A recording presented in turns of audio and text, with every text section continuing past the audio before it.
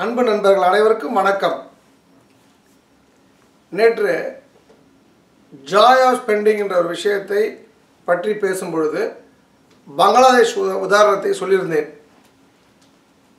அவர் பெரிய பணக்காரர், அவர் நிறைய கொடுக்குறாரு, அதனால் அவருக்கு நிறைய வருதுன்றது வாதங்கள். அவருக்கு நேரம் நல்ல நேரம்னு ஒரு கமெண்ட் கூட போட்டிருந்தாங்க, அதனால் அவருக்கு எல்லாம் வருதுன்ட்டு. நேரம் நல்ல நேரம் என்பது ஜோதிடர்கள் சொல்லக்கூடிய நேரம் நல்ல நேரத்தை பற்றி நான் பேசலை. நீங்களும் நானும் நினைத்தால், நான் நினைத்தால் என்னுடைய நல்ல நேரத்தை நான் உருவாக்க முடியும். அதே போல் நீங்கள் நினைத்தாலும் உங்களுடைய நல்ல நேரத்தை நீங்கள் உருவாக்க முடியும். என்ன பண்ணலாம்? அதை இப்போ நல்ல நேரத்தை உருவாக்கினா கண்டிப்பாக பணம் வேணுமாச்சே. அப்போ பணம் வரணும் அப்படின்னா என்ன பண்ணணும் அப்படின்னா, நீங்கள் உங்கள் குடும்பத்துடன் ஒரு இடத்துக்கு போக வேண்டும். மனைவி, குழந்தைகள், அம்மா அப்பா, அக்கா தங்க, அண்ணன் தம்பி, சகோதர சகோதரிகள் என உறவுகள் பெரிய ஒரு பட்டியல் இருந்தால் முதல்ல மனைவி குழந்தைகள் எடுத்துப்போம். எங்கே கூட்டிகிட்டு போகணுன்றதுக்கு முன்னாடி நான் இன்னொரு மிக முக்கியமான விஷயத்தை நான் சொல்ல ஆசைப்படுறேன். அது என்னென்னா, நான் சமீபத்தில் என்னுடைய வாடிக்கையாளர் ஒருவரை சந்திக்க நேரிட்ட பொழுது அந்த பெண்மணி என்ன சொன்னாங்கன்னா, சாப்பிட கூப்பிட்றாங்க என்ன வேலை முடிஞ்சதுக்கப்புறம்.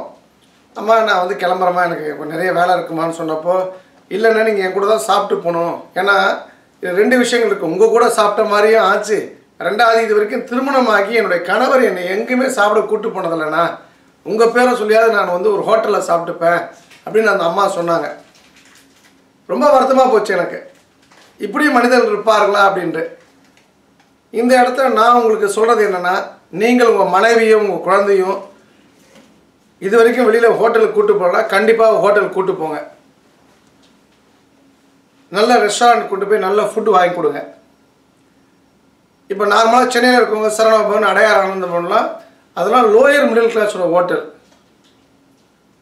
நான் அந்த ஹோட்டலை பற்றி நான் தவறாக சொல்லலை. நம்ம பெரிய பணக்காரன் ஆகணும்னு சொல்லும் பொழுது சென்னையில் உள்ள ஒரு பெரிய 5 ஸ்டார் ஹோட்டல், ஃபார் எக்ஸாம்பிள் மணப்பாக்கம்னா ஃபெதர்ஸ், கத்திபாரா ஜங்ஷன் பக்கத்தில் Meridien, Le Meridien, Trident hotel இருக்குது, ரேடிசன் இருக்குது, ஹில்டன் இருக்குது. அப்படியே உள்ளே வந்தீங்கன்னா Crowne Plaza, Rain Tree, Hyatt Regency, அப்புறம் Leela Palace, Grand Chola, InterContinental, இப்படி நிறைய வகை வகையான ஹோட்டல்கள் சிட்டியில் இருக்குது. தாஜ் கோரமண்டல். நீங்கள் இப்போ திடீர்னு நம்ம வீட்டில் ஒருத்தருக்கு உடம்பு சரியில்லை அப்படின்னும்போது கடனை வாங்கியாவது நம்ம அவங்க அந்த உடம்பு சரியில்லாதவங்களோட உடல்நிலையை சரி பண்ணுறது மாதிரி இது கடன் வாங்கி ஆகிறது.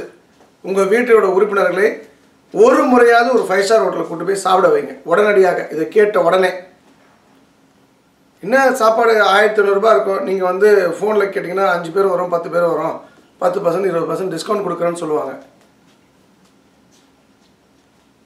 நீங்கள் சாப்பாடு ஏற்கனவே அங்கே போய் சாப்பிட்ருக்கீங்கன்னா அடுத்தது நான் சொல்லக்கூடிய விஷயம் என்னென்னா, நீங்கள் கண்டிப்பாக உங்களுடைய நண்பர்கள், உற்றார்கள், உறவினர்கள்லாம் இருக்கும்போது மனைவி குழந்தைகளுக்கு அப்பாற்பட்டு இவங்களை கூட்டு போய்ட்டு நல்ல 5 ஸ்டார் ஹோட்டலில் அவங்களுக்கு சாப்பாடு வாங்கி கொடுங்க. இது இந்த செலவானது இது தண்ட செலவு கிடையாது, இது அசுப செலவு இல்லை. நமக்கு மிகப்பெரிய அளவில் பணத்தை கொண்டு சேர்க்கக்கூடிய சுப செலவு. எப்படி ஒரு குழந்தைக்கு படிப்புக்காக நம்ம செலவு பண்ணுறோமோ, எப்படி ஒரு திருமணத்திற்காக நம்ம மகன் திருமணத்திற்காக, அக்கா தங்க, அண்ணன் தம்பி திருமணத்துக்காக நம்ம செலவு பண்ணுறோமோ, அது எந்த அளவுக்கு மிக முக்கியமானதோ, இன்றியமையாதோ, அதை விட முக்கியமானது இன்றியமையாதது நீங்கள் உணவுக்காகவும் நண்பர்களுக்காகவும், அந்த உணவை நண்பர்களுக்காகவும் குடும்பத்திற்காகவும் செலவு பண்ணுறது.